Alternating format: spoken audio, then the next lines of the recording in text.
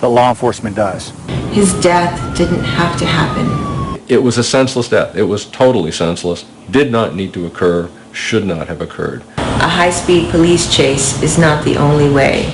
It usually ends in death of innocent victims.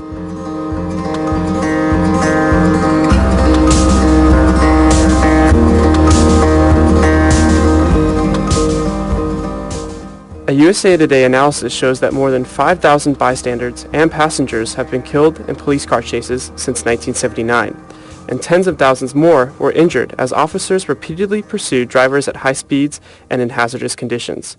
I'm Colin Brennan, and I'm joined by Tom Frank, who has been following the story for quite some time. Good to have you here, Tom. Thanks for having me. So, Tom, we talked a little bit. How long have you really been diving into this investigation and this story? About 3 or 4 months. And I guess, Tom, the first question I want to ask is, what constitutes as a police chase, and what do these numbers and analysis really tell us about the dangers of chases, and why are so many innocent bystanders and passengers at risk? Right, a bunch of questions there. So what's a police chase? That's basically when police give a command to stop and pull over, and the command is disobeyed. The command is usually turning on the police sirens and stuff. Why are there so many bystanders? The issue with police chases is that once a driver takes off, police have lost control of that driver, and the driver does reckless, dangerous things like blowing through intersections, going 100 miles an hour, driving the wrong way on a one-way street, and so forth, and ends up putting anyone who's in his way in horrible danger. And of course, when you're driving 100 miles an hour and you run into another car, you're going to get a lot of casualties with that kind of thing. Yeah, the number 5,000 have been killed, innocent people, in these chases over the last 40 or so years. I guess, what does that number tell you when you kind of counted it up and realized just the mass casualties from these events? Yeah, I think that the public doesn't really realize how dangerous chases are, not just to the people involved in the chase, but to the people on their way home to work, walking on the street.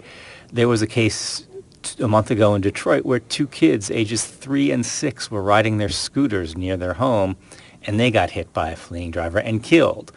I think that it really drives home the serious danger of police chases, and it raises questions about when should police chase.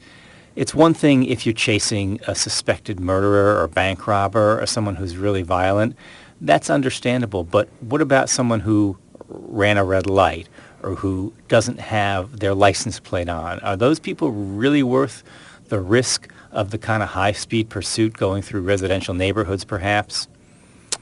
And Tom, in your story online, our listeners can watch videos with family members of people who died in police pursuits. USA Today interviewed Jonathan Ferris, who lost his son Paul Ferris on Memorial Day weekend in 2007 by a fleeing driver being chased by a Massachusetts state trooper. The offending driver was being chased for making an illegal U-turn. In this clip from the interview, Ferris raises questions about his son's death and the police officer's decision-making. Somebody, for a misdemeanor violation, again, in this case, an illegal U-turn, is it worth pursuing that person at a high rate of speed in a residential area where there are people who could be out walking and people who are just driving their vehicles through an intersection? It was a senseless death. It was totally senseless, did not need to occur, should not have occurred. Do I blame the police? That's a much more difficult question. I don't blame that police officer. That police officer was following policies put forth by his department, in this case, the state police. Could he have made a better decision? Yes, but he made the decision he made. I don't blame the officer for that. I'm incredibly sad that the officer made that decision to pursue. It would have accomplished nothing had they caught this person before the accident occurred. He ran, the individual ran because he didn't have a license. In fact, he had never ever been licensed and had been to court 7 previous times for not having a license. So he knew that he was going to go to jail. and that's why he ran. Yet, what was the value of pursuing, and what was the value of killing two people to get somebody who had, in essence, a suspended license? So the answer was there was no value to that. Paul was killed because a police officer, following their pursuit policy, the state's pursuit policy, chased somebody through a densely populated city because of an illegal U-turn. That makes no sense to me whatsoever.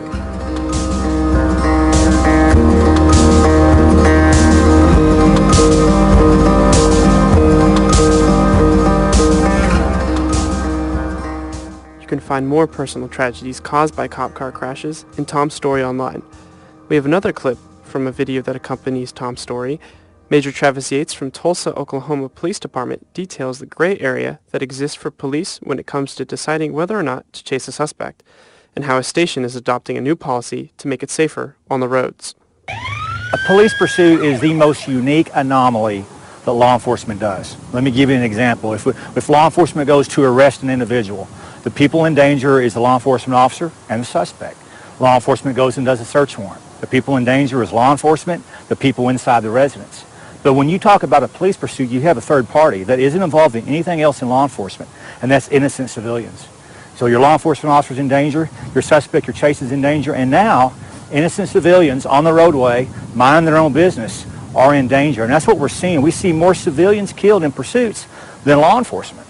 And that's why we have to take this very, very seriously. And it's a very unique thing because unlike we can choose locations to do arrests, we can choose locations to do search warrants, we can choose a lot of the activities we do in law enforcement. When it comes to a police pursuit, you don't get to choose when and where that happens. You know, there are a myriad of different police pursuit policies. For years we saw the typical generic policy. It comes from case law where it basically says when the danger to the public outweighs the necessity to pursue, you need to terminate the pursuit. The problem with that kind of language is, while it's legal language, what does that mean? You know, a dangerous pursuit to a 21-year-old police officer, it probably means a lot different than a 20-year veteran police officer. I know it does for me. And so I think what we have to do is we have to follow the other policies in our profession, whether it be our use of force policies and the myriad of other policies, and when it comes to our pursuit policies, get very, very specific for our officers so they know when to chase and when not to chase. And we typically do that by using what we call restrictive policies, restrictive pursuit policies, where we only chase for certain crimes. We only chase under certain circumstances. And that will help our officers out because it helps them make the correct decisions. The technology when it comes to vehicle pursuit technology to mitigate pursuits is woefully inadequate.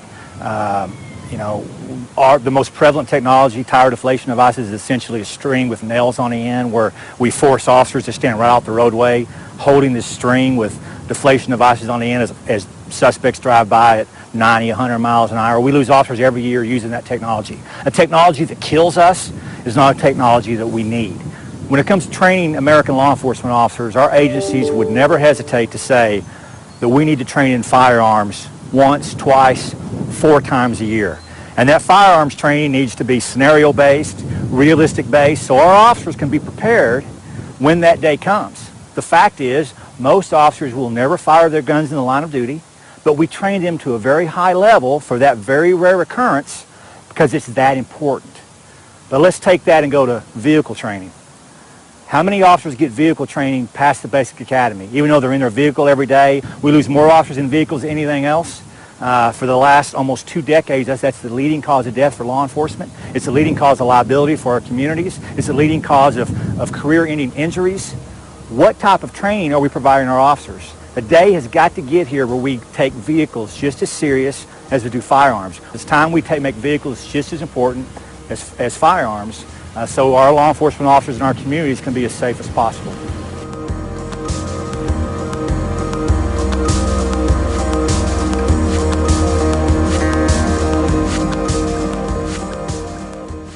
Now, Tom, you heard Yates discuss the need for a restrictive policy and a need to look at the police vehicle training the same way we look at firearm training. What do you think is the possibility of these ideas becoming universally adopted? Not very good, because police departments are run by the cities and counties and states that they're in, and so the federal government just does not get involved in setting police policy. They leave it up to the communities, which is appropriate.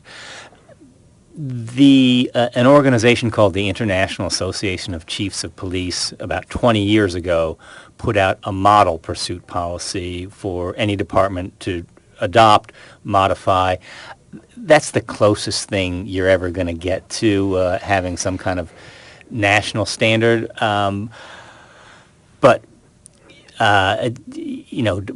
police departments are part of their community, and they're going to do what they think the community wants. They're not going to do what an organization based in Washington, D.C. thinks they should do. Do you think there's any way to really tackle the gray area that a police has to make in that split decision whether or not to chase someone? Yeah, well, I think Major Yates is right on target, that the police pursuit policies for every department have to be as specific and detailed as possible to lay out the exact circumstances when you do pursue, when you don't pursue. You pursue people who you suspect of crimes A, B, and C, but not X, Y, and Z. You pursue in these types of neighborhoods, not in these types of neighborhoods. You pursue when the weather is clear, not when it's rainy. When the roads are dry, not when they're icy. The more information, the more guidance you give officers, the less they're going to have to make some kind of subjective decision and try to make this lightning quick calculation about how dangerous is this guy, what's the consequences if I let him go, what are the consequences if I actually pursue him, because he's trying to calculate a whole lot of things he doesn't necessarily know. Well, thank you, Tom. Last question. It seems like more light has been shed on police brutality, institutional racism, the militarization of cops. And now we have this report on cop chases and how deadly they are. How do you think this plays into our public perception of cops and their involvement in our community? Well, I think this is going to raise more questions about how police are handling things. I think that the theme here is how police deal with what they perceive as threats to their authority. And that's, I think, what happens with police brutality. Police are reacting to someone who is contradicting them or opposing them. It's the same kind of thing with a fleeing suspect in a car. This is someone who's ignoring their order to pull over and stop. And it all goes to how do police react to people who challenge their authority and to people who don't follow their orders.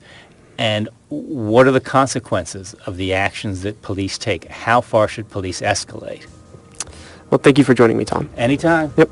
You can find us, and you can find Tom's full analysis and story on usatoday.com. And remember, you can always find the USA Today Podcast Network on iTunes, SoundCloud, and Stitcher.